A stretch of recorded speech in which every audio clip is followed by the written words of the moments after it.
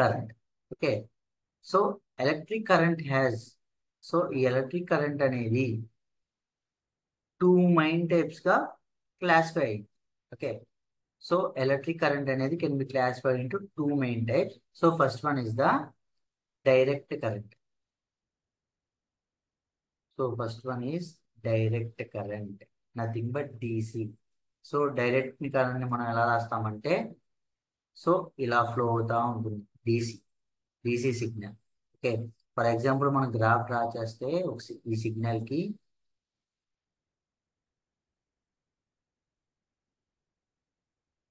Draw చేస్తే మనం ఇక్కడ with respect to X axis ఏమో టైం కి డ్రా చేస్తున్నాము, ఇక్కడేమో కరెంట్ కి డ్రా చేస్తే మనకి DC కరెంట్ అనేది ఇలా రిప్రజెంట్ అవుతుంది, కాన్స్టెంట్ ఇంకా వెళ్తా ఉంటుంది. Okay, so coming to definition direct current, the electric charge flows in a single direction.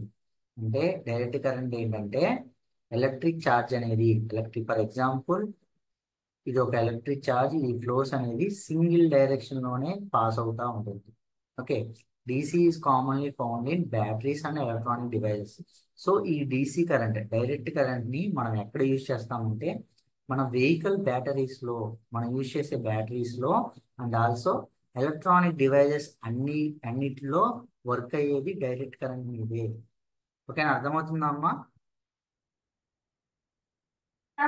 Yes sir. Okay, direct current. So direct current Yes, ఏంటంటే sir. ఎలక్ట్రిక్ ఛార్జ్ అనేది single direction లోనే pass అవుతుంది. Okay, DC is commonly found in, so ఈ direct current ని మనం ఎక్కడ తీసుకుంటామంటే batteries లో యూజ్ చేస్తాము, and also electronic devices. So electronic devices అంటే ఏంటమ్మా? What are the electronic devices?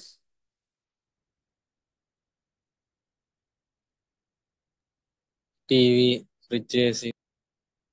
ఇవన్నీ ఎలక్ట్రానిక్ డివైజెసే కదా, మనం యూజ్ చేసే mobile, laptop, systems and and digital watches, these all are the electronic devices. So ఇవన్నీ ఎలా వర్క్ అవుతాయి అంటే DC కరెంట్ తోనే వర్క్ అవుతాయి. ఓకే, ఫర్ ఎగ్జాంపుల్ మనం ఒక స్మార్ట్ వాచ్ తీసుకున్నాం.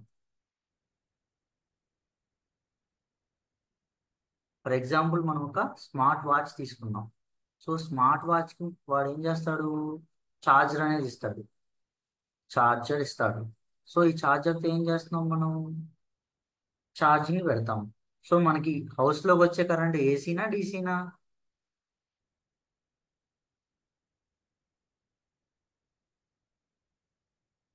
మన హౌస్ లోకి వచ్చే current AC, sir. ఏసీనా? AC. So AC ఎంతమ్మా, ఎంత కెపాసిటీతో వస్తుంది, ఎంత వోల్టేజ్ తో? 230 volts అండ్ 50 Hz సప్లై వస్తుంది. ఓకే, మన ఇంటికి వచ్చే AC supply, alternating current supply ఎంతంటే రేంజ్ వచ్చేసి 230 volts ఉంటుంది, 50 Hz ఉంటుంది. ఓకేనా, this is for home applications లో మనం యూజ్ చేసే కరెంట్ ఇది. అదే మనం ఫ్యాక్టరీస్ లో కానీ ఇంకా ఇండస్ట్రీస్ లో ఏమైనా యూజ్ చేస్తే 440 volts టు 2K volts వరకు ఉంటుంది. ఓకే, ఆల్టర్నేటింగ్ కరెంట్ యొక్క వోల్టేజ్ రేంజ్ వచ్చేసి మనం ఇండస్ట్రీస్ లో అండ్ మిషనరీస్ లో యూజ్ చేసే వోల్టేజ్ 440 volts నుంచి 2 kV ఉంటుంది. జనరల్ గా మనం ఇంటికి వచ్చే సప్లై యూజ్ చేసేది అంతంటే 230 volts 50 Hz. Here 50 Hz represents the frequency. Okay, ఫ్రీక్వెన్సీని రిప్రజెంట్ చేస్తుంది. 230 is ద వోల్టేజ్ రిప్రజెంట్ చేస్తుంది, 50 Hz represents the frequency. Here Hs is the units of the frequency. ఓకేనా, this is for the direct current. So మనం ఇప్పుడు ఏం చేస్తున్నామంటే smart watch కి charging పెట్టాము. ఛార్జింగ్ పెట్టిన తర్వాత ఏమవుతుందంటే స్మార్ట్ వాచ్ లో బ్యాటరీ ఉంటుంది. సో బ్యాటరీ ఏం చేస్తుందంటే ఆ ఛార్జ్ ఏం చేస్తుంది? బ్యాటరీ అనేది